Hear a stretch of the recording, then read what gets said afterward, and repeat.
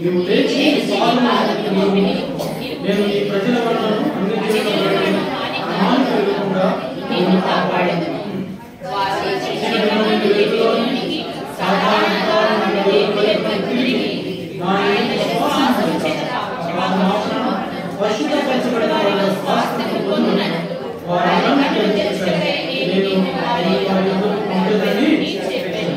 యోహాను రాసిన సువార్త 4వ అధ్యాయం. John's Gospel chapter 4 4వ అధ్యాయం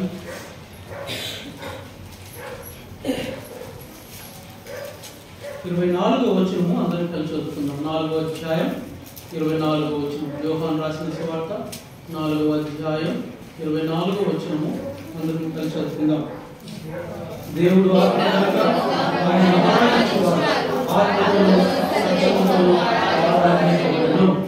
రండి ప్రభు సహాయం కొరకై చిన్న ప్రార్థన చేసుకుంటాం.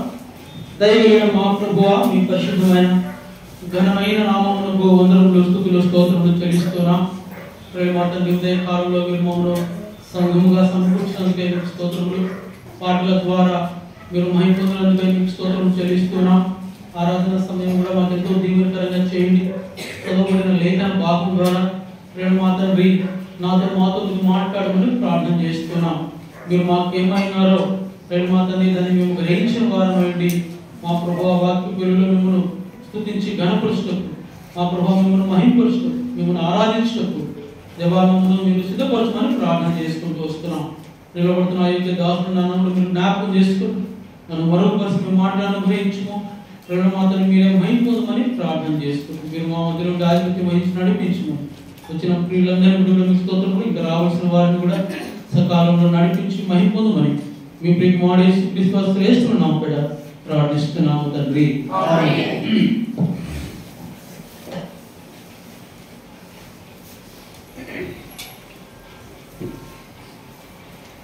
భూమి మీద దేవుడు మనకు అనుగ్రహించినటువంటి గొప్ప భాగ్యం ఏంటి అంటే,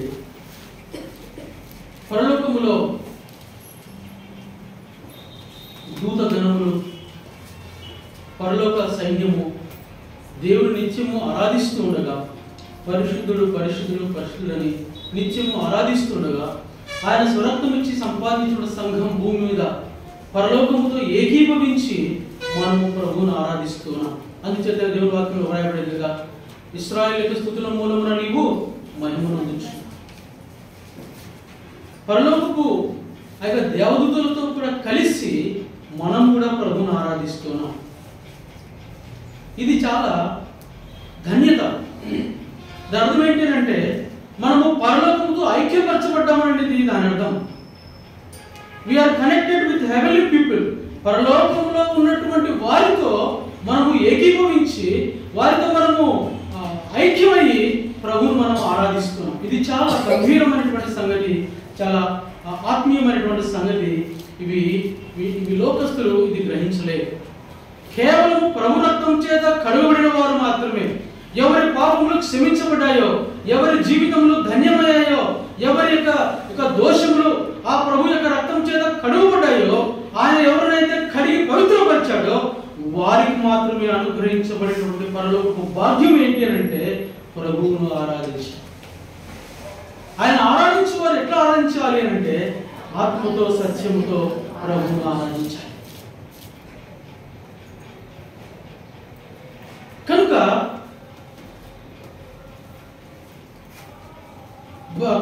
ఇక భక్తుడైనటువంటి యోహాను అంటాడు, ప్రకటన గ్రంథంలో మాట్లాడు, ప్రభు దినమున నేను ఆత్మవశుడనై ఉండగా.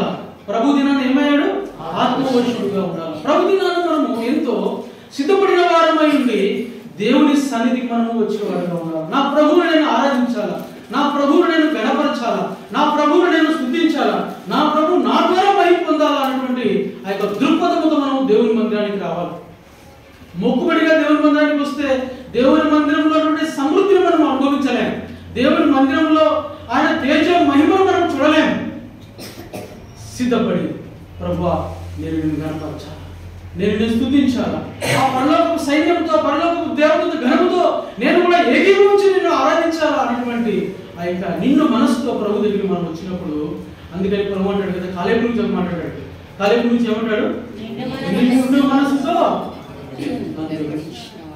ఆ నిండు మనస్సు మనము కలిగి ఉండాలి. అప్పుడే మన యొక్క ఆరాధన ప్రభువుకు ఇంపైనటువంటి సువాసనగా ఉంటుంది. కానీ ఆ విధంగా దేవుడు మనల్ని సిద్ధపరచును గాక. ఇక చదవబడిన వాక్య భాగంలో అపొస్తలుల కార్యములు 26వ అధ్యాయంలో పౌలు భక్తుడు అగ్రిప్ప రాజు దగ్గరికి తీసుకురాబడ్డాడు.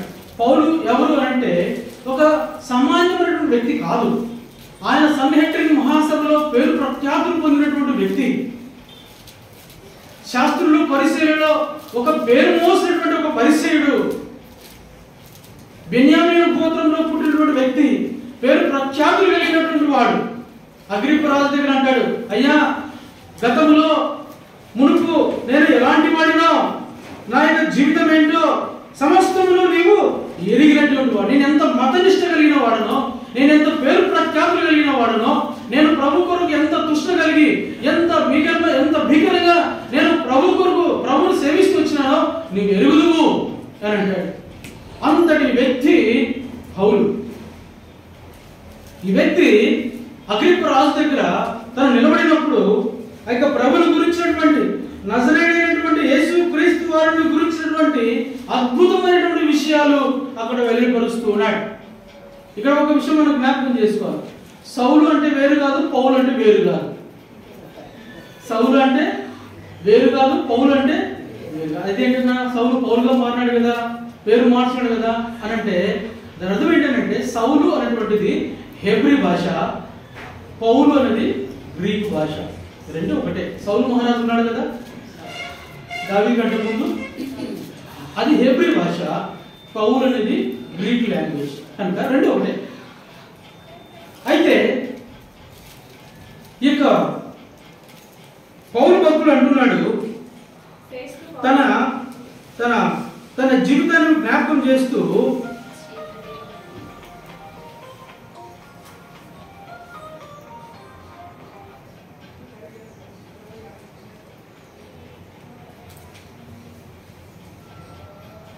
క్షమించండి,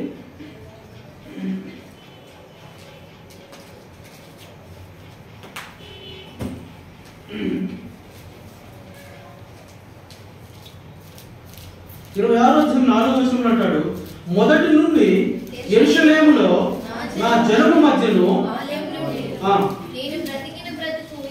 ఎలాంటిదో యూదులందరూ ఎరుగుదురు. వారు మొదటి నుండి నన్ను ఎరిగిన వారు కనుక సాక్ష్యం ఇచ్చుటకు వారికి ఇష్టమైతే నేను మన మతములను బహునిష్టగా తెగను అనుసరించి పరిసయ్యుడుగా ప్రవర్తించినట్లు చెప్పగలరు. అయితే 9వ వచనంలోకి వస్తే అంటాడు, నజరేయుడైన యేసు నామమునకు విరోధంగా అనేక కార్యములు చేయవలనని నేను అనుకుంటుని, నేను అలాగూ చేసి తిని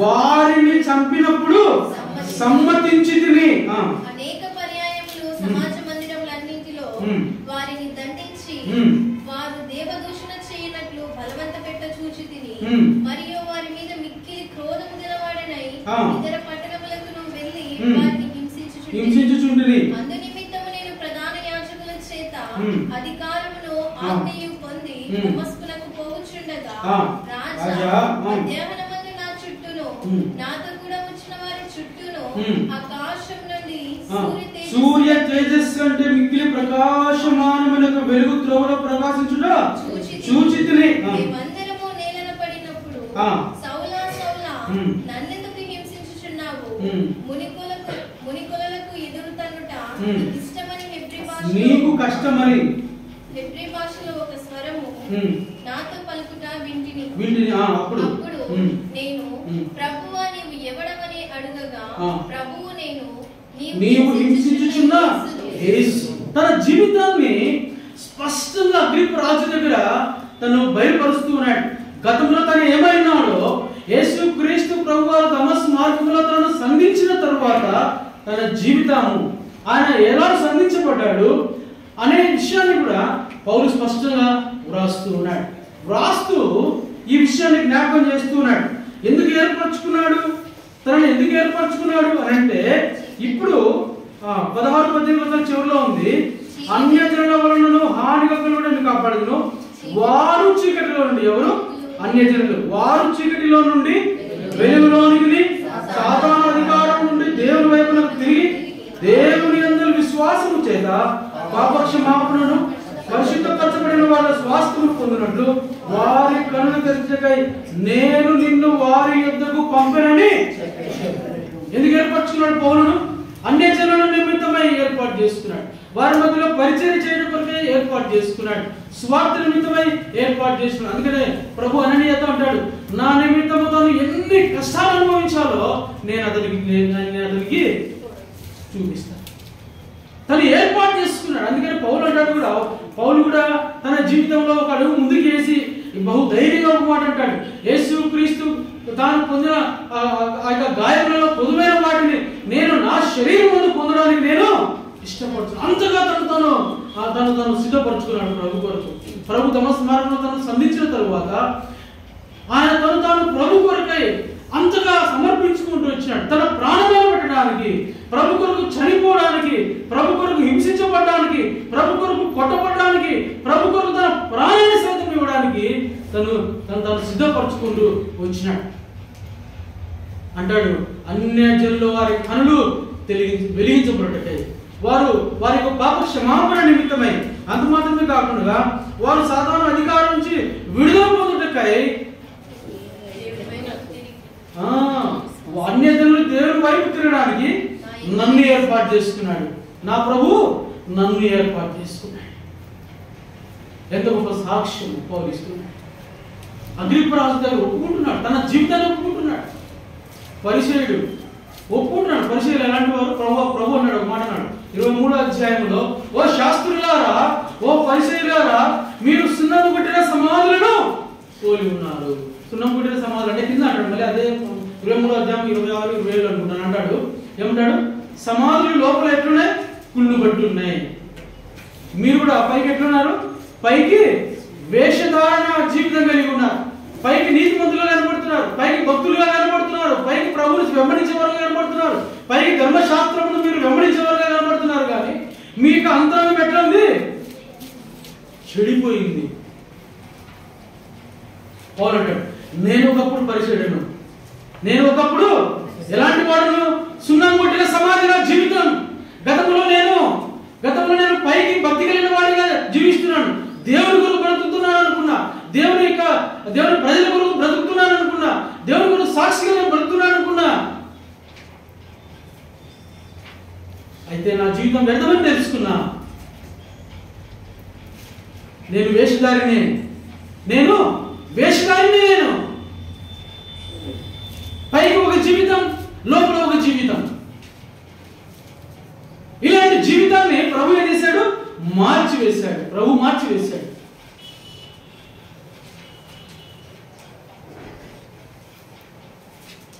అగ్రిప్ప దగ్గర ఒక మాట అంటాడు, అయ్యా నాకు ఇక్కడ న్యాయం జరగకపోతే నేను నేరుగా కైసర్ దగ్గరికి వెళ్తానంటాడు.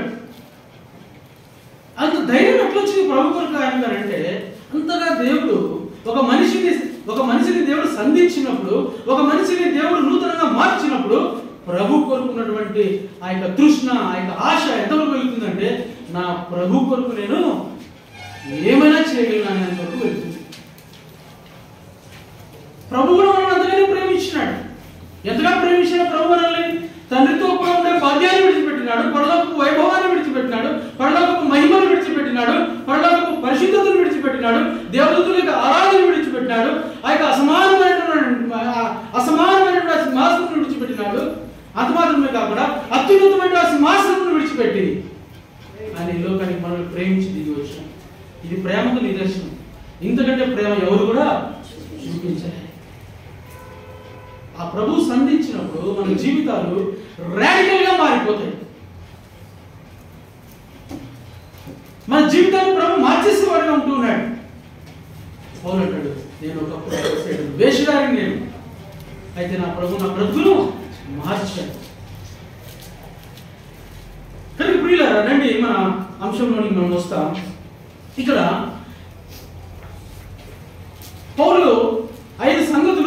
చేస్తూ ఉన్నాడు. ఏంటి అంటే అక్కడ వారు చీకటిలో నుండి వెలుగులోనికి, తర్వాత సాతాన అధికారం నుండి దేవుని వైపుకు, ఇది రెండవది. మూడవదిగా చదువు, విశ్వాసం చేత పాపక్షమాపణ, తర్వాత పరిశుద్ధపరచబడిన వారిలో స్వాస్థ్యము, ఐదవదిగా వారి కనులు. ఇవి 5 అంశాలు అక్కడ జ్ఞాపకం చేస్తూ ఉన్నాడు. అయితే ఇంగ్లీష్ బైబిల్లో మనము చదవగలిగితే ఈ అంశాలు కింది నుంచి పైకి వస్తాయి. అక్కడ ఇంగ్లీష్లో మొదట ఎక్కడ ఏముంటుందంటే ఓపెన్ ది ఐస్ అనే అంశంతో ప్రారంభమవుతుంది. అంటే కనులు తెరువబడుట అనే అంశం నుంచి ఆ వచనం ప్రారంభమవుతుంది. కనుక మనము ఇంగ్లీష్లో ఉన్నటువంటి ఆ సీక్వెన్స్ మనం తీసుకుంటాం. మొట్టమొదటిగా వారి కనులు తెరచుటకై, దేవుని వాక్యంలో వ్రాయబడింది. ఈ లోక సంబంధమైనటువంటి దేవత వారి మనోనేత్రములకు ఏం చేశాడు? గుడ్డితనము కలిగజేసినాడు. దేవుని గ్రహించేవాడు ఎవరు లేడు, ఒక్కరును లేడు. అందరూ త్రోవ తగ్గిపోయిన వారుగా ఉంటున్నారు. అలాంటి స్థితిలో దేవుడు మనల్ని జ్ఞాపకం చేసుకుంటూ వచ్చినాడు. పౌలు అంటాడు ఒక మాట, చూడండి 2 కొరింథీయులకు రాసిన పత్రిక 4వ అధ్యాయం. దేవుని స్వరూపి 3-4 వచనాలు. మా స్వార్థ మరుగు చేయబడిన ఎడల నశించుచున్న వారి విషయంలోనే మరుగు చేయబడుచున్నది. దేవుని స్వరూపి అయిన క్రీస్తు మహిమను కనపరచు స్వార్థ ప్రకాశము వారి ప్రకాశింపకుండా నిమిత్తము ఈ యుగ సంబంధమైనటువంటి దేవత అవిశ్వాసులైన వారి మనోనేత్రములకు గుడ్డితనము కలుగచేసి. ఏ గుడ్డితనం ఇది? ఇది శరీర సంబంధమైనటువంటి అవయవ సంబంధమైనటువంటి గుడితనం కాదు. ఇది ఆత్మ సంబంధమైనటువంటి గుడితనం, స్పిరిచువల్ బ్లైండ్నెస్. ఆ యొక్క యుగ సంబంధమైనటువంటి దేవత దేనికి గుడితనం కలిగేసింది? అక్కడే ప్రారంభం చూడండి, వారి మనోనేత్రములకు గుడితనం కలిగేసింది. ఈ యొక్క శరీర సంబంధమైన అవయవం కాదు ఇది. వారి యొక్క మనోనేత్రం, ఆత్మ సంబంధమైనటువంటి వాటిని గ్రహించలేనటువంటి గుడితనాన్ని అపవాది తీసుకొని వచ్చినాడు. ఎందుకు? నిజ రక్షకుని తెలుసుకోకుండా, నిజమైనటువంటి దేవుని ఎరగకుండా. ఈ లోక సంబంధమైన దేవత వారి మనోనేత్రములకు గుడ్డితనము కలగజేసింది. 5వ వచనం అంటాడు, అంధకారంలో నుండి వెలుగు ప్రకాశించును గాక అని జ్ఞానం యేసుక్రీస్తునందు వెల్లడిపరచుటకు మా హృదయములలో ప్రకాశించెను. అంధకారంలో నుండి వెలుగు ప్రకాశించును గాక అని పలికిన దేవుడే తన మహిమను గూర్చిన జ్ఞానము యేసుక్రీస్తునందు వెల్లడిపరచుటకు మా హృదయములలో ప్రకాశించెను.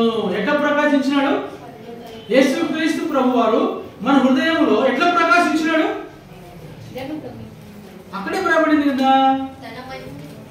కాదు, అంధకారంలో నుండి వెలుగు ప్రకాశించును గాక అని ఆదికాండం మొదటి అధ్యాయానికి మనం వెళ్ళాలి.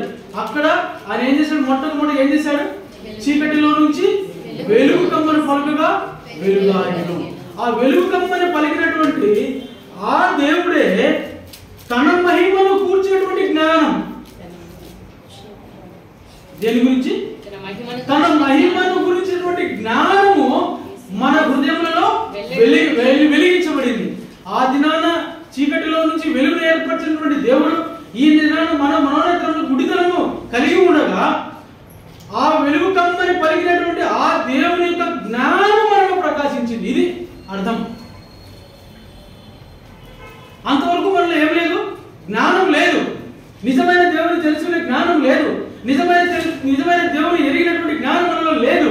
ఎప్పుడైతే ఈ వాక్యం మనలో ప్రకాశించిందో ఈ నిజమైనటువంటి జ్ఞానం, నిజమైనటువంటి వెలుగు మనలోనికి వచ్చింది. పౌలు అంటాడు ఎఫెసీయులకు రాసిన పత్రిక 1వ అధ్యాయం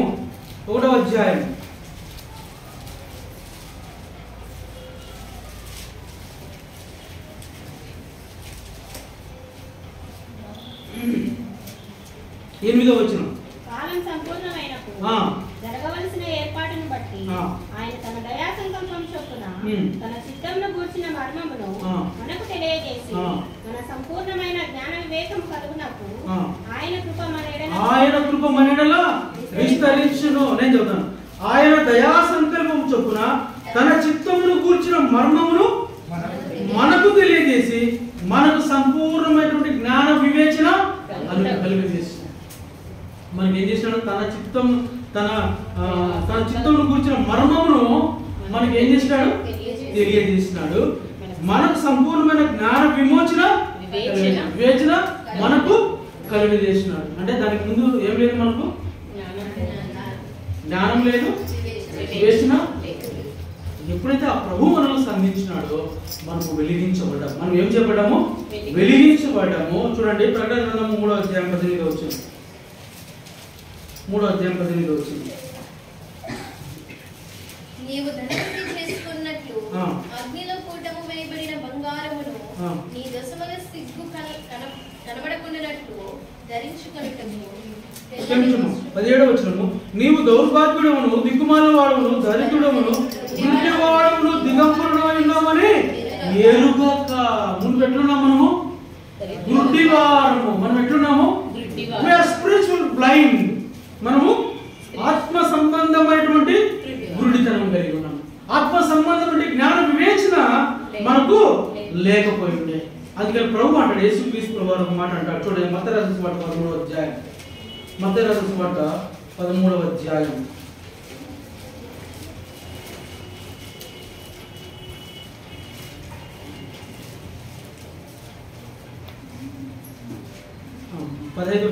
మొదట్లో ఒక మాట ఉంది, నా వలన స్వస్థత పొందకుండానట్లు వారి హృదయము క్రొవ్వినది అంటాడు. మరి 16వ వచనం చూస్తే, అయితే మీ కన్నులు చూచుచున్నవి కనుక అవి ధన్యములైనవి, మీ చెవులు వినుచున్నవి కనుక అవి ధన్యము లైనవి.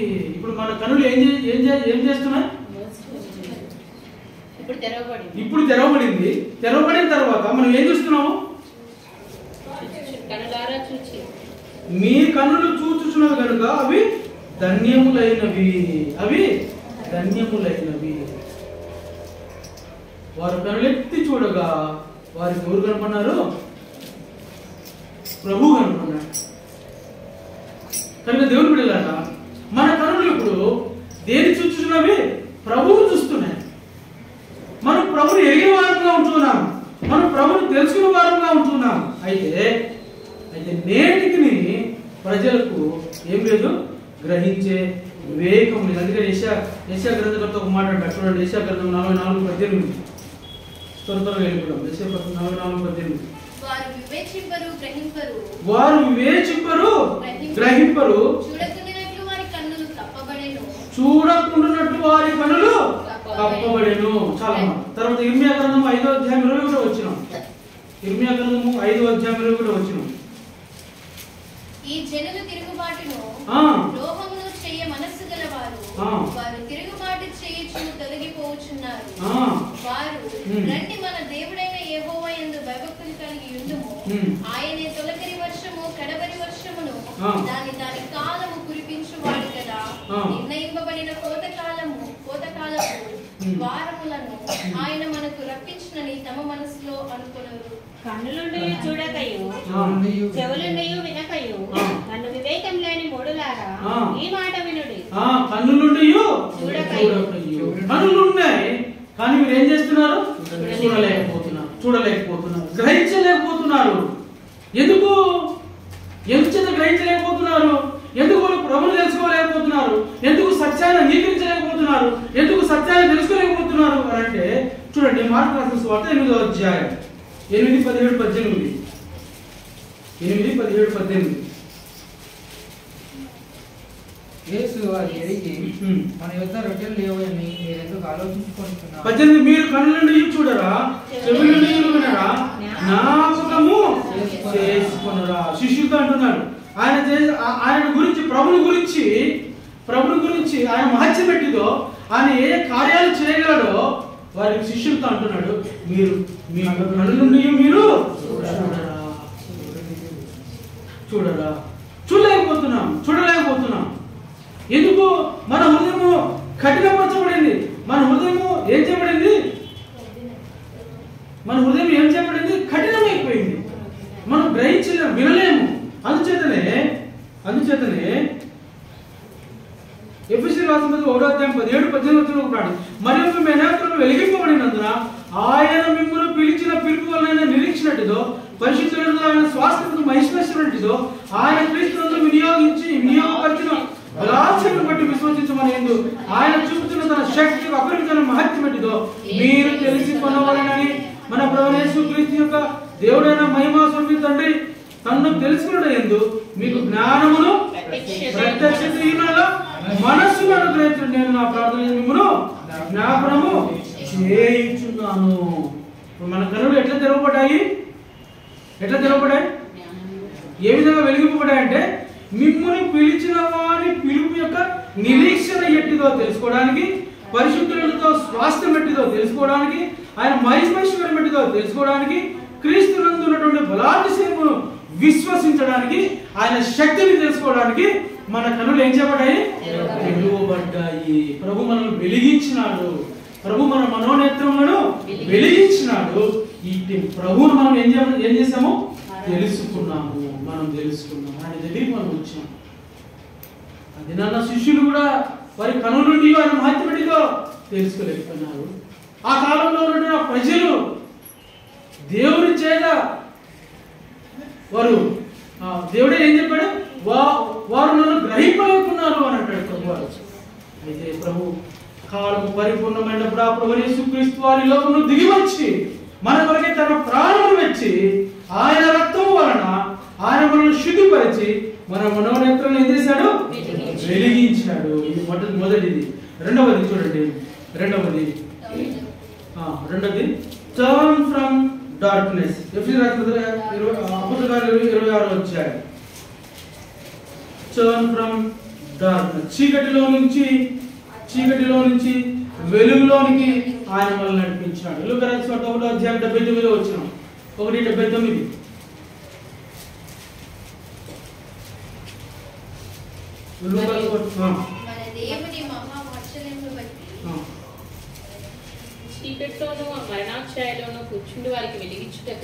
చీకటిలోను మరణ ఛాయలోను కూర్చుని వారికి వెలిగించుటకై ఆ మహావాత్సల్యం బట్టి పైనుండి ఆయన మనకు అరుణోదయ దర్శనము అనుగ్రహించును. ఏమిచ్చాడు మనకు? అరుణోదయ. అదే మాట యెషయా గ్రంథంలో కూడా వ్రాయబడింది. చూడండి, యెషయా గ్రంథం 9వ అధ్యాయం.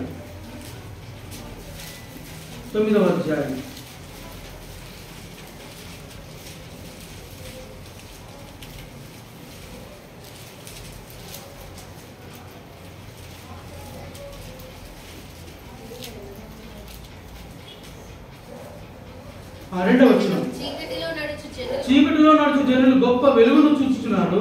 మరణ ఛాయ గల దేశ నివాసుల మీద వెలుగు ప్రకాశించెను. వెలుగు ప్రకాశించింది. అయితే మనుషుడు ఏ విధంగా ఉన్నాడంటే వెలుగునొద్దకు రాడు అని అంటాడు ప్రభు వారు. యోహాను సువార్త 3వ అధ్యాయం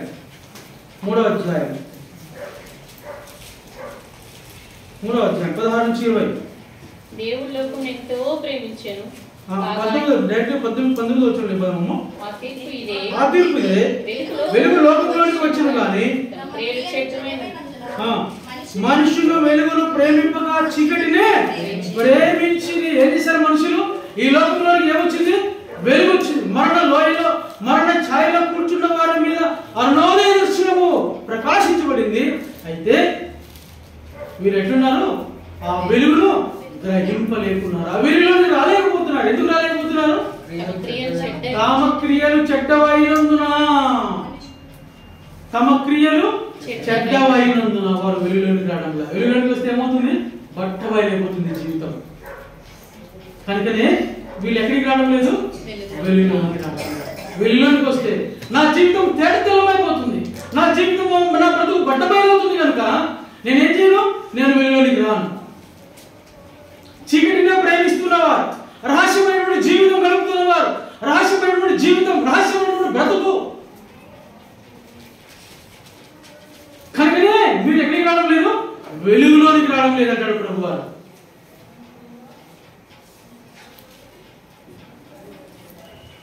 వారు ఎలాంటి వారు అంటే వారు చీకటినే ప్రేమించేవారు. వారు ఎలాంటి వారు? చీకటిని ప్రేమించు. చీకటి జీవితం. చీకటి దేని సాదృశ్యం? పాపమునకు సాదృశ్యం. పాప జీవితాన్ని ప్రేమిస్తున్నారు. చీకటి బ్రతుకులు ప్రేమిస్తున్నారు. పాపాన్ని ప్రేమిస్తున్నారు. పాపాన్ని త్రాగుతున్నారు. పాపాన్ని తింటున్నారు. పాపంలోనే వారి జీవితాన్ని కొనసాగిస్తున్నారు. కనుక వారు వెలుగులోనికి రాలేకపోతున్నారు. అయితే ప్రభు ఏం చేశాడు చూడండి. కొలస్సీయులకు రాసిన పత్రిక 1వ అధ్యాయం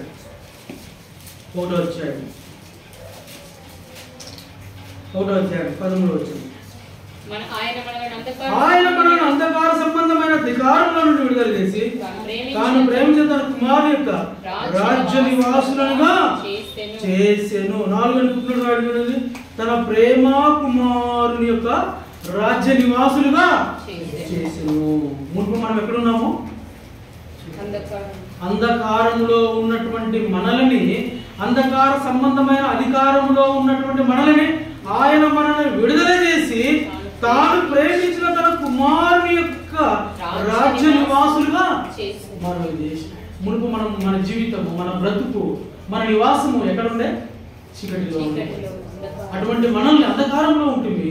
అటువంటి మనల్ని ఆ ప్రభు ఆ యొక్క అరుణోదయ దర్శనము, ఆ యొక్క కోటి సూర్యుల తేజస్సు కంటే ఆ యొక్క మనోహరమైనటువంటి తేజస్సు ఏంటంటే ఆ ప్రభు మన మీద ప్రకాశించి మనల్ని ఏం చేశాడు?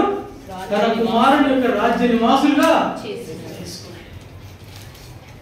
ఇప్పుడు అందరూ ఏమంటారంటే, అందరూ అమెరికాలో స్థిరపడినవాడు ఏమంటాడు? నాకు అమెరికాలో గ్రీన్ కార్డు ఉందంటాడు. అమెరికాలో నాకు గ్రీన్ కార్డు ఉందంటాడు. మన గ్రీన్ కార్డు ఎక్కడుంది? పరలోకంలో. దేవునితో మనం నివాసం చేయబోతున్నాం. మన స్థిర నివాసంగా మన పౌరసత్వం ఎక్కడుంది? జనులు ఈ యొక్క అమెరికాలో ఉండే పౌరసత్వము, కెనడాలో ఉండే పౌరసత్వము, ఆస్ట్రేలియాలో ఉండే పౌరసత్వం కొరకే ప్రాకులాడుతున్నారు. కానీ పరలోకంలో కలగబోయే ఆ పౌరసత్వం కొరకు ఎవరు కూడా ప్రాకులాడలేదు. అయితే ప్రభు మనకు ఇచ్చాడు. ఆ పరలోక రాజ్య నివాసులుగా మనం చేశాడు. తన కుమారుని రాజ్య నివాసులుగా మనం చేశాడు. మనం నిత్యము ఆయనతో కూడా ఉండాలని, సదాకాలం ఆయనతో కూడా ఉండాలని, యుగములు ఆయనతో కూడా ఉండాలని. సదా రాజ్యం వెలుగురు అంటాడు పాటలు, భక్తులు పాటలు. సదా ఆయనతో మనం రాజ్యం వెళ్ళాలని. ఆయన సింహాసనము శాశ్వతమైనటువంటి సింహాసనం. ఆయన సింహాసనము మహిమగల సింహాసనం. ఆయన సింహాసనము పరిశుద్ధమైనటువంటి సింహాసనం. ఆ రాజు శాశ్వతమైన రాజు, ఆ రాజు మహిమగలిగిన రాజు, ఆ రాజు పరిశుద్ధమైనటువంటి రాజు. ఆ రాజుతో మనం నివాసం చేయబోతాం. We are going to be habitation with the heavenly God. ఆ ప్రభువుతో మనము కాపురం చేయబోతున్నాం, నివాసం చేయబోతున్నాం. ఎంత గొప్ప ధన్యత! ఈ అంధకారంలో ఉన్నటువంటి ప్రభు మనల్ని విడిపించిన ఎంత గొప్ప దేవుడు, ఎంత గొప్ప వడమండలుగా, సూపర్గా. ఎవరిని ఊహిస్తారా? పరలోకంలో ఐశ్వర్యం ఇస్తానంటే, పరలోకంలో నీకు స్థానం ఇస్తానంటే, నీ పరలోకంలో నీకు ఒక సింహాసనం ఇస్తానంటే శిష్యులు అడిగినారు, అయ్యా సమస్తము విడిచిపెట్టి నేను వెంబడించినాం కదా, మాకేం దొరుకుతుందయ్యా? నువ్వు వస్తావు, నువ్వు వచ్చినప్పుడు మాకేం దొరుకుతుంది అని అంటే ప్రభు అన్నాడు, మీరు నాతో పాటు 12 సింహాసనంలో మిమ్మల్ని కూర్చోబెట్టి మీరు 12 గోత్రముల వారికి మీరు తీరుస్తారు. వేరే మనోళ్ళ గురించి ప్రభు ఏమన్నాడు? జయించు వారిని నా సింహాసనం మీద కూర్చోబెట్టాడు. What a wonderful blessing! ఎంత అద్భుతమైన ఆశీర్వాదం ప్రభు మనకి ఇచ్చినాడు. ఆనాటి ఆయన శిష్యులే కాదు, జయించు వారికి నా సింహాసనం మీద కూర్చోబెట్టే భాగ్యాన్ని నేను ఇస్తాను. What a wonderful blessing! ఎంత గొప్ప దేవుడు, ఎంత గొప్ప ధన్యత ప్రభు మనకి గురించి. ఆయనతో పాటు ఆయన సింహాసనం మీద ఆయన ప్రకారం కూర్చున్న భాగ్యము ప్రభు మనకి ఇస్తున్నాడు.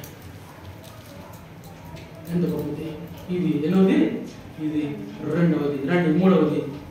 మూడవది deliverance of power of Satan.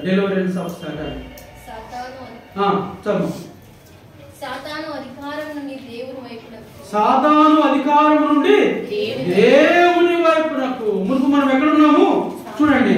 లూకా రాసిన 4:18 వచ్చిన లూకా 4:18.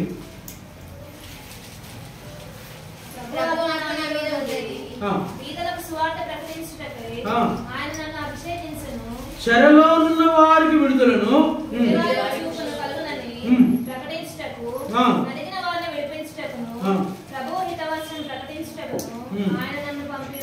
ఆయన నన్ను పంపి ఉన్నాడు. ప్రభు అన్నాడు, చెరలో ఉన్న వారిని విడుదల చేయుట కొరకై.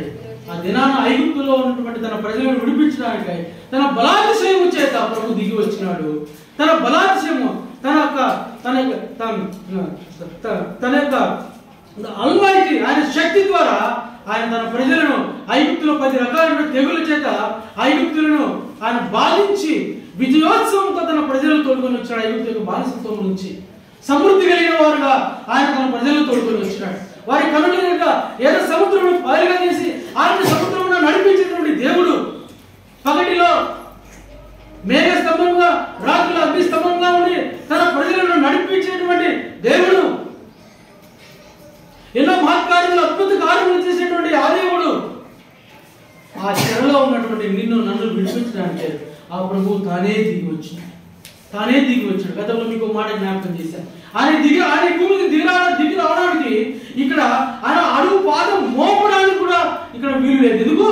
ఆయన అతి పరిశుద్ధుడు, ఆయన నీతిమంతుడు, ఆయన యథార్థవంతుడు, పాపంలో చేరగా ప్రత్యేకంగా ఉన్నటువంటి వాడు. ఇక్కడ భూమి మీద పాదం మోపడానికి కూడా ఆయనకు స్థలం లేదు. ఎందుకు? ఆదాము హవ్వలు ఏం చేశారు? అప్పనంగా తీసుకెళ్ళి దేవుని యొక్క మహిమను, దేవుని యొక్క ఘనతను తీసుకెళ్ళి అపవాదికి అమ్మేశాడు. అప్పటిగా పప్పులు అమ్మేసినట్టుగా అమ్మేశారు ఆదాము హవ్వలు. ఏంటని? దేవుని మహిమను, దేవుని ఘనతను అమ్మేశారు. అప్పుడు ప్రభు అన్నాడు, నీవు మన్నులోంచి దిగబడ్డావు కనుక తిరిగి నీవు ఈ భూమి మీద ఏముంది? మరణం తాండవిస్తావు, పాపం ఉంది ఇక్కడ. అలాంటి యొక్క శపితమైనటువంటి భూమి మీదకి ఆ ప్రభు తీసుకురాబడ్డాడు. ఎందుకు? నిన్ను నన్ను విడిపించడానికి. మనం మేము జైలు మినిస్ట్రీకి వెళ్తే అక్కడ జైలు ఐజీ ఆయన వచ్చినాడు. 800 మంది ఖైదీల మధ్యలో పరిచయం జరిగితే ఆయన అన్నాడు, అంత వాక్యం అయిపోయింది, పాటలు అయిపోయింది. ఆ తర్వాత ఖైదీలు కూడా 2 పాటలు పాడారు. అంత అయిపోయిన తర్వాత ఐజీ మాట్లాడాడు, అయ్యా ఆ యేసు ప్రభువు, ఆ యెహోవా సైన్యములకు అధిపతి. ఎవరైనా సైన్యములకు అధిపతి.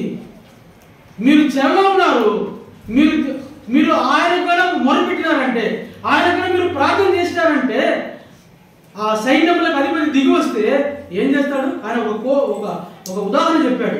సినిమాలో చెరలో ఉన్న వాళ్ళని విడిపించడానికి హీరో ఏం చేస్తాడు? చెరను బద్దలు కొట్టుకొని వస్తాడు కదా, బద్దలు కొట్టుకొని తీసుకుని వెళ్ళిపోతాడు. ఆ సైన్యములకు అధిపతి యెహోవా మీరు ప్రార్థన చేస్తే, ఆయన మీ ప్రార్థన మీరు దిగి వస్తే జైలు గోడలు బద్దలు కొట్టుకొని మీకు విడుదల అనుగ్రహిస్తాడని చెప్పాడు. ఒక పోలీస్ అధికారి, ఒక హైందవుడు ఇంత గ్రహింపు కలిగి ఉంటే మనం ఈ గ్రహింపు కలిగి లేని వాళ్ళని ఉంటున్నాం. ఆయన ప్రార్థన మీరు దిగి వస్తే ఏమవుతుందంట? జైలు గోడలు బద్దలైపోయి మీరు విడుదల చేయబడతారయ్యా అన్నాడు. ఆ ప్రభువారు అంధకార సంబంధమైనటువంటి అపవాది యొక్క ఆధిపత్యం కింద, అపవాది యొక్క అధికారంలో ఉన్నటువంటి మనల్ని వాడు ఎట్లా తిప్పితే అట్లా ఆడుతున్నాం మనం. ఇప్పుడు ఎట్లా తిప్పితే అట్లా ఆడుతున్నాం మనం. అలాంటి మనల్ని విడిపించడానికి ఆ ప్రభువారు ఆ పరలోకమును విడిచిపెట్టి ఈ భూమి దిగి వచ్చాడు. ఎంత గొప్ప దేవుడు! 3వ అధ్యాయం 13 వచ్చిన కలిసి 3:13 చూడండి. మళ్ళీ అక్కడ ఏమైనా రాండి.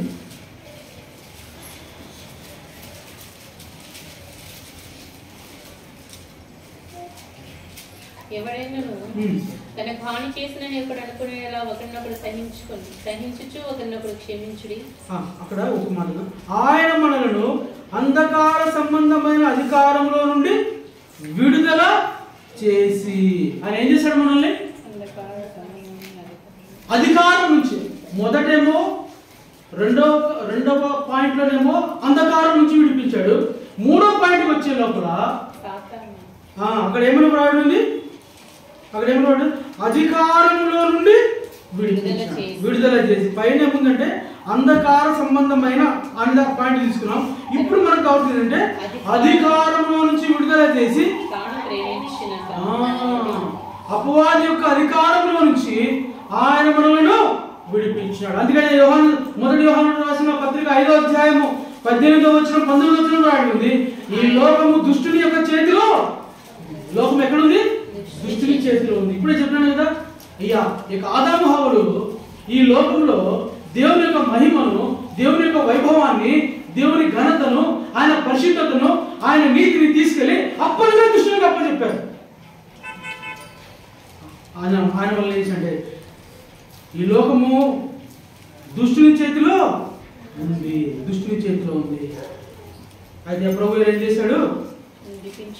హెబ్రీయులకు రాసిన పత్రిక 2వ అధ్యాయం 14వ అధ్యాయం 14-15 వచనంలో దాస్యమునకు లోబడిన వారిని విడిపించుటకు ఆయన కూడా రక్త మాంసములలో పాలివాడాడు. దాసత్వం నుంచి మనం విడిపించడానికి ఆయన కూడా రక్త మాంసములలో పాలివాడే తన ప్రాణాన్ని పణంగా పెట్టాడు. తన ప్రాణమును పణంగా పెట్టి ఆయన మనల్ని విడుదల చేసిన వాడుగా ఉంటూ ఉన్నాడు. విడుదల చేశాడు. 1 యోహాను 4:4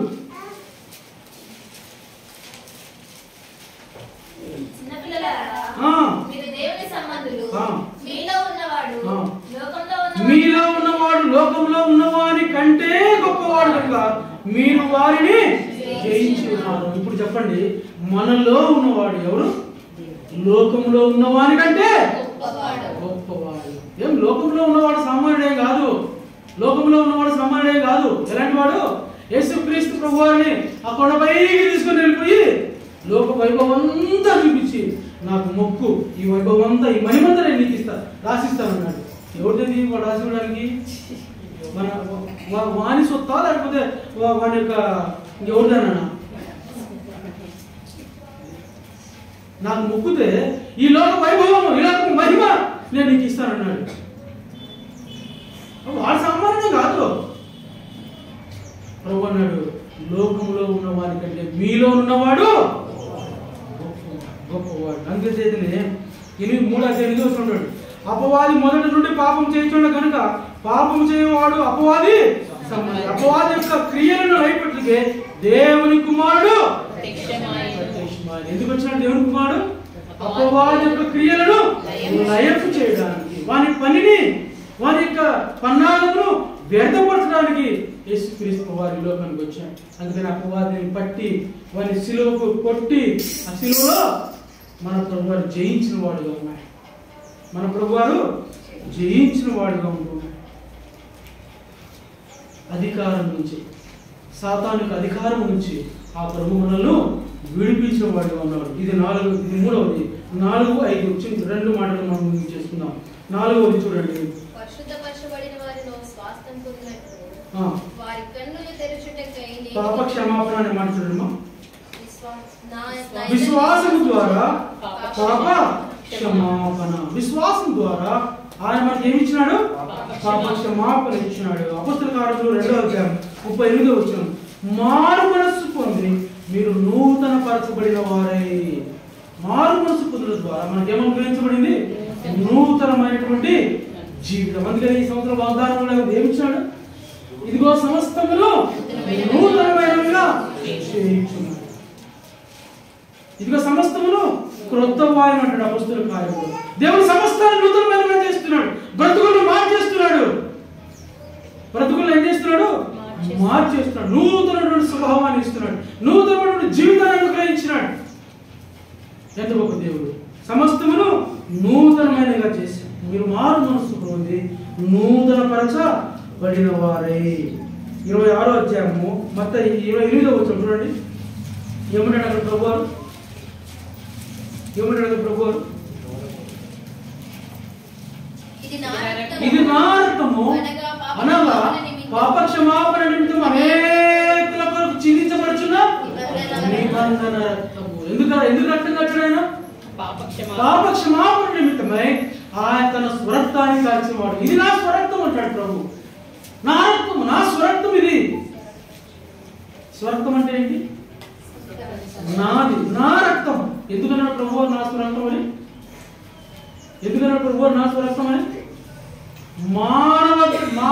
మానవ సంబంధమైనటువంటి ఆ యొక్క క్రోమోజోమ్ లేకుండా పుట్టినవాడు కనుక ప్రభు అన్నాడు నా స్వరక్తం అన్నాడు. లేకపోతే నా స్వరక్తం అని అనలేడు. ఇదిగో కన్యక గర్భవతి కుమారుని కనును పరిశుద్ధాత్మ ఆమెను కమ్ముకోను కనుక ఆమె కన్యక గర్భవతి కుమారుని. అది ఆయన జనన విధం ఎట్లనగా మానవ సంబంధమైనటువంటి కలయిక లేకనే జన్మించాడు కనుక ప్రభు అన్నాడు నా స్వరక్తం, నా రక్తం, నా స్వరక్తం అన్నట్టు. ఆయన తన స్వరక్తం ఇచ్చి ఆయన మనల్ని ఏం చేశాడు? సంపాదించిన వాడుగా ఉంటూ ఉన్నాడు.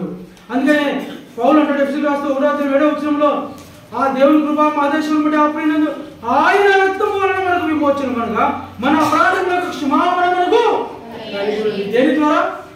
ఆయన రక్తము వలన. ప్రభు అన్నాడు నా స్వరక్తం అన్నాడు. ఆ రక్తం ద్వారా మనకు ఏం చేయబడింది? పాప క్షమాపణ, విమోచన. ఆ ప్రభు మనకు అనుగ్రహించాడు. అది మాత్రమే కాదు, ఆయన మనల్ని ఏం చేసినాడు? నూతన పరిచినాడు. పాప జీవితం నుంచి విడిపించి మన బ్రతుకులు ముందు ఎట్లున్నాం నీకు తెలుసు, ప్రభు తెలుసు. మార్చివేస్తాడు యేసుక్రీస్తు ప్రభు. సమూల జీవితాన్ని బ్రతుకులు మార్చేస్తాడు. క్రియలు మారిపోయినాయి, మాటలు మారిపోయినాయి, మన యొక్క విధానం మారిపోయింది, మన హృదయం యొక్క ఆలోచన తలంపులు మారిపోయినాయి. సమస్తము నూతనంగా తీసేశాడు. నూతనం చేయబడడం అంటే ఏంటి? పాత్రంతా ఏమైపోయింది? వాష్ అవుట్ అయిపోయింది. పాత్రంతా ఏమైపోయింది? వాష్ అవుట్, కిక్ అవుట్ పట్టేశాడు. నూతన పరిచాడు ప్రభు వారు. మన పాపలు క్షమించాక తన రక్తం వలన. ఇది ఎన్నోది? 4, 5 చిట్ట చివరిగా చూడండి. పరిశుద్ధులతో స్వాస్థ్యం అనుగ్రహించాడు. Inheritance with holy people. పరిశుద్ధులతో కూడా ఆయన మనకు స్వాస్థ్యం అనుగ్రహించిన వాడుగా ఉంటున్నాడు. అపొస్తలుల కార్యములు 20:32 వచ్చిన 20:32. ఇప్పుడు దేవునికి ఆయన కృపావాక్యములకు మిమ్మల్ని అప్పగించుచున్నాను. ఆయన మీకు క్షేమావధి కలిగేటట్లు పరిశుద్ధపరచబడిన వారందరిలో స్వాస్థ్యం అనుగ్రహించడం శక్తిమంతుడు. ఆ ప్రభువారు ఎలాంటి వాడు? పరిశుద్ధపరచబడిన వారందరిలో స్వాస్థ్యం అనుగ్రహించటకు శక్తిమంతుడు. దేంట్లో స్వాస్థ్యం ఇచ్చాడు మనకు? పరిశుద్ధతలో స్వాస్థ్యం అనుగ్రహించినాడు. నేను పరిశుద్ధుడైన ప్రకారము మీరు పరిశుద్ధులై ఉండుడి. నేను మిమ్మల్ని పరిశుద్ధపరిచి యెహోవా అని అంటాడు. ఇప్పుడు ఏం చేసిన ప్రభు మనల్ని? పరిశుద్ధపరచబడు వారిలో స్వాస్థ్యం అంటే మనల్ని కూడా ఆయన పరిశుద్ధపరిచినాడు. పరిశుద్ధులతో తీసుకెళ్లి ఆయనతో వాళ్ళతో మనం చేర్చాడు. ఏ గూడి పక్షి ఆ గుడిగా చెప్తుందని మనల్ని కూడా ప్రభు పరిశుద్ధపరిచి ఎక్కడ తీసుకెళ్ళాడు? పరిశుద్ధుల సమూహంలో చేర్చినాడు. ఇప్పుడు వాళ్ళు మనల్ని ఏమంటారు? వాళ్ళు కూడా మనల్ని ఏమంటారు? పరిశుద్ధులు. మనం కూడా పరిశుద్ధపరచబడ్డారు. మనం కూడా పరిశుద్ధులమే. దేవదుడు భక్సింగ్ గారు యొక్క సమాజ కుడికలకు పేరు పెట్టాడు. ఏ పేరు పెట్టాడు? పరిశుద్ధ సమాజ కుడికలు. ఎందుకు పరిశుద్ధమైనవి? ఒక సందర్భంలో భక్సింగ్ గారు అనేవారంట. అంటే చాలా మొదటి దినాల్లో ఏమనేవారు? పరిశుద్ధులు వస్తున్నారు, దేవుని కుమారులు వస్తున్నారు కనుక వారికి ఏమి ఇవ్వాలి? రాజభోజనమే వారికి ఇవ్వాలనేవారంట దేవుని భక్సింగ్ గారు. ఎవరు వస్తున్నారు? పరిశుద్ధులు వస్తున్నారు, దేవుని కుమార్తెలు వస్తున్నారు, దేవుని పిల్లలు వస్తున్నారు కనుక వాళ్ళకి ఏమి ఇవ్వాలి? మనము రాజభోజనం పెట్టాలనేవారంట భక్సింగ్ గారు. ఈ లోకంలో ఉన్నటువంటి వ్యక్తులే మనల్ని పరిశుద్ధులుగా పిలుస్తుంటే, ఈ లోకంలో ఉన్నటువంటి వ్యక్తులే మనల్ని దైవ బిడ్డలుగా పిలుస్తుంటే, ఆ పరలోకంలో మనకు ఇంకెంత వైభవం ఉంటుంది. ఆ పరలోకంలో ఆ ప్రభు వారు మనకి ఎంత ఘనత ఇస్తాడు. ఆయన పిల్లలంగా, ఆయన బిడ్డలంగా ఆ మహిమా లోకంలో, ఆ పరిశుద్ధమైనటువంటి ఆ లోకంలో నీవు నేను పరిశుద్ధమై ప్రభువుతో కూడా మనం నడిచేవారు ఉంటాం. ఎంత గొప్ప ధన్యత, ఎంత గొప్ప ఆశీర్వాదము ప్రభు మనకు అనుగ్రహించిన వాడుగా ఉంటున్నాడు. దేవుని బిడ్డలారా, ఇది ప్రభు మనకు అనుగ్రహించే స్వాస్థ్యము. అది సంపూర్ణమైనటువంటి స్వాస్థ్యం. చూడండి చివరి వచనం ఎఫెసీయులకు 12వ వచనం మధ్యలో ఉంది. దేవుడు తన చిత్త ప్రకారమైన సంకల్పమును బట్టి మనల్ని ముందుగా నిర్ణయించి ఆయన యందు స్వాస్థ్యంగా ఏర్పరచెను. మొదటిది ఏంది? పరిశుద్ధులతో స్వాస్థ్యం. రెండవది ఆయన యందు స్వాస్థ్యం. ఆయన యందు స్వాస్థ్యం అంటే ఇది ఇదిగో ఎవడైనా క్రీస్తునందున్న ఎడల వాడు నూతనమైన సృష్టి. క్రీస్తునందున్న ఎడల ఇదిగో నేను తలుపును నిలుచుని తట్టుచున్నాను. ఎవడైనా నా స్వరం తిరిగి తలుపు తీసినట్లా నేను వారితో వాడు నాతోను భోజనం చేయి. ఎంత గొప్ప అద్భుతమైనటువంటి మాట అక్కడ వ్రాయబడింది. ఏమని వ్రాయబడింది అక్కడ? ఆయన యందు స్వాస్థ్యంగా ఏర్పరచును.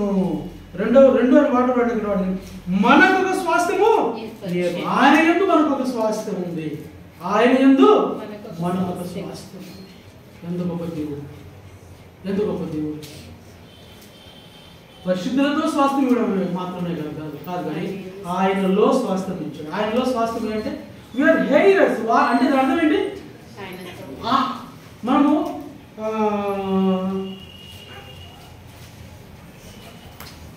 ఆయన ఎందు స్వాస్థ్యము అని అంటే ఆయన వారసులం అని అర్థం. హెయిరర్స్ ఆఫ్ హిస్ ప్రాపర్టీ అనుకోండి. ఒక విధంగా చెప్పాలంటే ఆయన ఆస్తికి మనము వారసులు. ఎంత గొప్ప దేవుడు!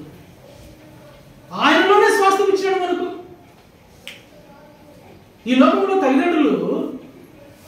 తల్లిదండ్రులు ఒక బిడ్డను తీసుకొని వచ్చి పెంచుకుంటే ఆ తర్వాత వారికి బిడ్డలు కలిగితే సొంత బిడ్డలకు వాల్యూ ఇస్తారా, పెంచుకున్న బిడ్డలకు వాల్యూ ఇస్తారా? మోస్ట్లీ చెప్పండి. ఎవడో 100కి 1 రూపాయలు మంచోడు, 99% ఏం చేస్తారు? అది ప్రభు మనల్ని ఏం చేస్తాడంటే తనతో మనల్ని స్వాస్థపరుచుకున్నాడు. ఆఫ్టర్ మీ, నా తర్వాత మీరే అన్నట్లు. నా ఆస్తికి వారసులు ఎవరు? మీరే. నా పరలోకానికి వారసులు ఎవరు? మీరే. నా రాజ్యానికి వారసులు ఎవరు? మీరే. నా సింహాసనానికి వారసులు ఎవరు? మీరే. ఇది ఆయనలో ఉన్నటువంటి స్వాస్థ్యం. తర్వాత 1 పేతురు 1:4. 1 పేతురు 1:4 వచ్చింది. మన ప్రభు యేసుక్రీస్తు తండ్రి అయిన దేవుడు స్తుతింపబడును గాక. మృతులలో నుండి యేసుక్రీస్తు తిరిగి లేచుట వలన జీవముతో కూడిన నిరీక్షణ మనకు కలుగునట్లు అనగా అక్షయమైనదియు నిర్మలమైనదియు వారవారనిదియునైన స్వాస్థ్యం మనకు కలుగునట్లు ఆయన తన విశేష కనికరం చొప్పున మనలను మరలా జన్మింపజేసెను. ఇక్కడ ఇంకొక స్వాస్థ్యం ఇచ్చినాడు. ఏంటి స్వాస్థ్యము? అక్షయమైనదియు నిర్మలమైనదియునైన వారవారని స్వాస్థ్యం. అంటే దాని అర్థం ఏంటి? అక్షయమైనది అంటే ఎప్పటికీ లయము కాదు అని అర్థం. ప్రభువారు అన్నాడు, ఏమన్నాడు? పునరుత్థానమును జీవమును నేనే, నా యందు విశ్వాసం ఉంచువాడు చనిపోయినను బ్రతుకును. దాని అర్థం ఏంటి? ఎప్పటికీ మనం ప్రభుత్వనే ఉంచామని దాని అర్థం. ఈ లోకంలో మనం చనిపోయిన తర్వాత యేసుక్రీస్తు ప్రభువారు ఏ విధంగా అయితే పునరుత్థానం తిరిగి లేచినాడో ఆ విధంగానే మనమును తిరిగి లేవబోతున్నాము. ఇదే అక్షయమైనటువంటి నిరీక్షణ. పౌలు అంటాడు, ఈ మాట మీరు కూడా చదువుతాం, చాలా బాగుంటుంది. ఇది మనందరికీ ఉండాలి. ఈ గమ్యము, ఈ గురి మనందరికీ ఉండాలి. చూడండి, ఫిలిప్పీయులకు రాసిన పత్రిక అందరికీ ఉండాలి. అందరికీ ఉండాలి. 3వ అధ్యాయం 10-11 వచనాలు కలిసి ఉన్నాయి. ఏ విధం అందరూ చదవం. ఏ విధము చేతనైనను మృతులలో నుండి నాకు పునరుత్థానం కలగవలెనని ఆయన మాట విషయంలో సమాన అనుభవం కలగవలెనని ఆయన పునరుత్థాన బలమును ఎరుగనిమిత్తము ఆయన శ్రమలలో పాలువాడుగా పెట్టిన ఎరుగనిమిత్తము సమస్తమును నష్టపరిచిన వాటితో పెంటతో సమానంగా ఎంచుకొనుచున్నాను. నేను సమస్తమును పెంటతో సమానంగా ఎంచుకొనుచున్నాను. ఎందుకు? ఆయన మరణమును తర్వాత ఆయన పునరుత్థాన బలమును ఎరుగు నిమిత్తము. మళ్ళీ శ్రమలు అంటే మళ్ళీ భయపడిపోతారు. వద్దులేండి, అంత వదులుతారు. ఆయన పునరుత్థాన బలమును ఎరుగు నిమిత్తము. ఎరగడం అంటే ఏంటి? తెలుసుకోవాలంటే ఏం చేయాలా? అనుభవించాలా. ఇది తీపిగా ఉంది, నేను చెప్పినానంటే మీకు అర్థమవుతుంది, మీరు తింటేనే అర్థమవుతుంది. అయితే పౌలు అంటాడు ఇక్కడ, ఏమంటాడంటే, అయ్యా నేను సమస్తమును పెళ్లిగా ఎంచుకుంటున్నా. ఎందుకు? నా చదువు పక్కన పెట్టేశా, నా యొక్క ఐశ్వర్యం పక్కన పెట్టేశా, నా ఘనత పక్కన పెట్టేశా, అక్కడ సన్నిధి మహాసభలో నాకు గౌరవ మర్యాదలను పక్కన పెట్టేశా, సమస్తమును పక్కన పెట్టేసి ఆ ప్రభు కొరకు నేను శ్రమపడడానికి కూడా ఇష్టపడుతున్నాను. ఎందుకంటే ఆయన మరణమును ఆయన పునరుత్థానమును నేను ఎరుగవలెనని. ఏం కోరుకుంటున్నాను? ఏంటి ఆయన కోరిక? అయ్యా నువ్వు మరణించినావు కదా, మరణించిన తర్వాత సమాధి చేయబడ్డావు కదా, సమాధి చేయబడిన తర్వాత 3వ దినాన్ని నువ్వు లేపబడినావు కదా, నువ్వు ఏ శక్తితో లేపబడినావో, ఏ మహిమతో నువ్వు లేపబడినావో, ఏ ప్రభావంతో లేపబడినావో, ఆ శక్తి, ఆ మహిమ, ఆ ప్రభావము నేను కూడా పొందుకోవాలా, నేను కూడా అనుభవించాలా, నేను కూడా మృతుల్లో నుంచి పైకి లేవాలా. ఇది పౌలు యొక్క దృఢ సంకల్పం. క్రీస్తు ప్రభు వారి నీతి నాకు ఉచితంగా అనుగ్రహించారు.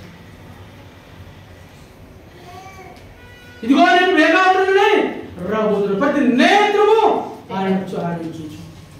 మొదట మృతులైన వారు నేత్రులు, ఆ తర్వాత సజీవులైన మనం ప్రభుతో కూడా ఏకంగా ప్రభుని ఎదుర్కోవటకు మధ్యాకాశం. ఎంత గొప్ప ధన్యత ప్రభు మనకు ఇచ్చాడు. ఆ పౌరులు ప్రభువా, నువ్వు ఏ ప్రభావము ఏ మహిమతో నువ్వు ఆ యొక్క సమాధి నుంచి లేచినావు, మృత శరీరము సజీవమై లేచిందో నేను కూడా లేపబడాలా, ఆ శక్తి నేను అనుభవించాలా, ఆ ప్రభావము నేను అనుభవించాలా, ఆ మహిమ, ఆ శక్తి, ఆ బలము ప్రభు నీకు నాకు అనుగ్రహించాలి. ఎంత గొప్ప దేవుడు. ఆయన వచ్చినప్పుడు ఆయన మనము సమాధులలో ఉన్నా కూడా లేచి మొదట ఎదుర్కొంటాం. చూడండి, ఎవరికి ఇచ్చిన భాగ్యము మొదట, ఎవరికి ఇచ్చిన మొదటి భాగ్యము? ప్రభునందుండి మృతులైన మృతులు మొదట లేతురు. మొదట ఆయన ఎదుర్కొనే భాగ్యం ఎవరికి ఇచ్చాడు? మృతులకి ఇచ్చాడు. ఆ మీదట సజీవమైన మనము ఆయన ఎదుర్కొంటాం. ఎంత గొప్ప దేవుడు, ఎంత గొప్ప దేవుడు.